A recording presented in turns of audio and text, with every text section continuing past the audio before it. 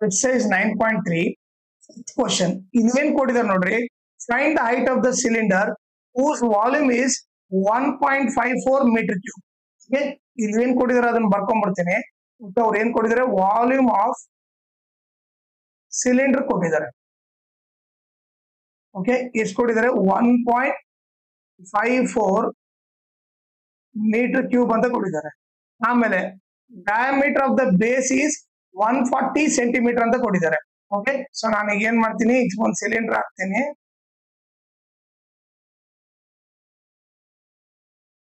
Okay, ಆ cylinder ಅಲ್ಲಿ ನಾವ್ ಏನ್ ಫೈಂಡ್ ಮಾಡ್ಬೇಕು ನೋಡ್ರಿ, find height of the cylinder. Okay, ಇದ್ರ ಹೈಟ್ ಫೈಂಡ್ ಮಾಡ್ಬೇಕು.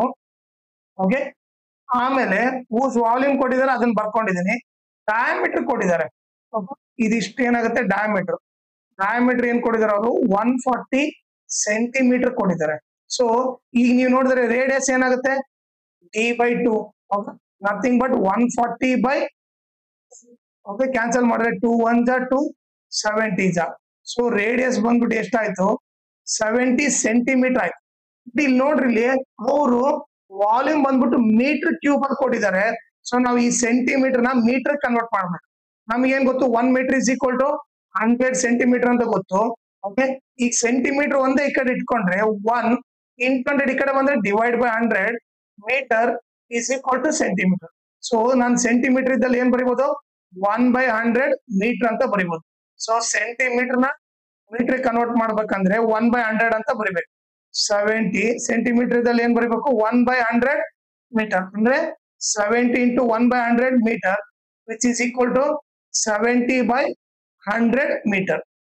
ಸೊ ರೇಡಿಯಸ್ ಬಂದು ಇದನ್ನ ಆಸ್ ಇಟ್ ಈಸ್ ಬರ್ಕೊಂತೀನಿ, ಸೊ ದಟ್ ಕ್ಯಾಲ್ಕುಲೇಷನ್ ಈಸಿ ಆಗ್ಲಿ ಅಂತ.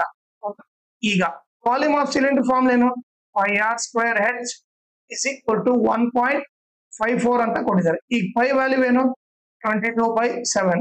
ಈಗ ರೇಡಿಯಸ್ ವ್ಯಾಲ್ಯೂ ಏನು, 70/100.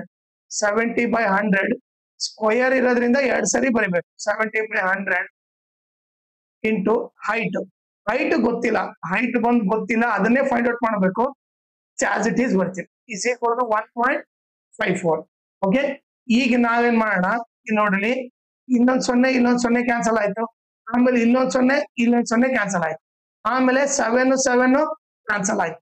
ಈಗ ಉಳಿದಿದ್ ನೋಡ್ರಿ, 22 into 7 into h divide by 100 ಉಳಿತು, is equal to 1.54.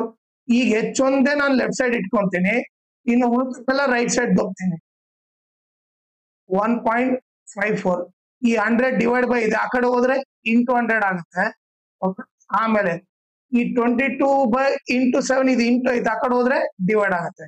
22 into 7. Okay, ಈಗ ನೀವು ನೋಡಿದ್ರೆ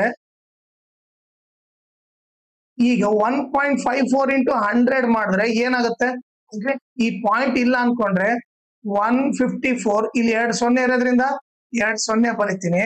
ಆಮೇಲೆ ನೋಡ್ರಿ, 2 ನಂಬರ್ ಆದ್ಮೇಲೆ ಪಾಯಿಂಟ್ ಇದೆ, ಸೊ ಅದಕ್ಕೆ ನಾವು ಇಲ್ಲಿ 2 ನಂಬರ್ ಆದ್ಮೇಲೆ ಪಾಯಿಂಟ್ ಇಡ್ಬೇಕು. ಓಕೆ, ಡಿವೈಡೆಡ್ ಬೈ 22 7 ಎಷ್ಟು, 154 ಆಗುತ್ತೆ. So height is equal to 154. ನೋಡ್ರಿ, 154.00 ಅಂದ್ರೂ ಒಂದೇ, 154 ಅಂದ್ರೂ ಒಂದೇ. ಡಿವೈಡೆಡ್ ಬೈ 154 ಕ್ಯಾನ್ಸಲ್ ಆಯ್ತು. ಹೈಟ್ ಇಸ್ ಈಕ್ವಲ್ ಟು ಎಷ್ಟಾಯ್ತು, 1 ಮೀಟರ್ ಆಯ್ತು. ಇದು ಬಂದು ಆನ್ಸರ್. ಆಮೇಲೆ ಇದ್ರ ಜೊತೆಗೆ ಇನ್ನೊಂದು ಇಂಪಾರ್ಟೆಂಟ್ ಥಿಂಗ್ ಏನಂದ್ರೆ, ಈ ವಿಡಿಯೋ ಡಿಸ್ಕ್ರಿಪ್ಷನ್ ಅಲ್ಲಿ ನಾನು ನನ್ನ ಇನ್ಸ್ಟಾಗ್ರಾಮ್ ಚಾನಲ್ ಲಿಂಕು, ನನ್ನ ಟೆಲಿಗ್ರಾಮ್ ಚಾನಲ್ ಲಿಂಕು ಮತ್ತು ಮೆನ್ಸುರೇಷನ್ ಫುಲ್ ಲೆಸನ್ ಲಿಂಕ್ ಹಾಕಿರ್ತೀನಿ. ಅದನ್ನ ನೀವು ರೆಫರ್ ಮಾಡಿ. ಆಮೇಲೆ ನನ್ನ ಇನ್ಸ್ಟಾಗ್ರಾಮ್ ಮತ್ತೆ ಟೆಲಿಗ್ರಾಮ್ ಚಾನಲ್ ನ ಫಾಲೋ ಮಾಡ್ರಿ. ಅದರಿಂದ ಅಡ್ವಾಂಟೇಜ್ ಏನಂದ್ರೆ, ನಿಮಗೆ ಏನಾದ್ರೂ ಡೌಟ್ ಇದ್ರೆ ನೀವು ಪರ್ಸನಲ್ ಆಗಿ ಮೆಸೇಜ್ ಮಾಡ್ಬಿಟ್ಟು ನಿಮ್ ಡೌಟ್ ನ ಕ್ಲಾರಿಫೈ ಮಾಡ್ಕೋಬಹುದು. ಆಮೇಲೆ ಏನಾದ್ರೂ ಅಪ್ಡೇಟ್ ಇದ್ರೆ ಕ್ವಶನ್ ಪೇಪರ್ ಸಾಲ್ವ್ ಮಾಡಿರೋದು, ಇಲ್ಲಾಂದ್ರೆ ನೋಟ್ಸ್ ಕೊಟ್ರೆ ಅಪ್ಡೇಟ್ ಇಮಿಡಿಯೇಟ್ ಆಗಿ ಗೊತ್ತಾಗುತ್ತೆ. ಇದಕ್ಕೋಸ್ಕರ ಇನ್ಸ್ಟಾಗ್ರಾಮ್ ಮತ್ತೆ ಟೆಲಿಗ್ರಾಮ್ ಚಾನಲ್ ನ ಫಾಲೋ ಮಾಡಿ.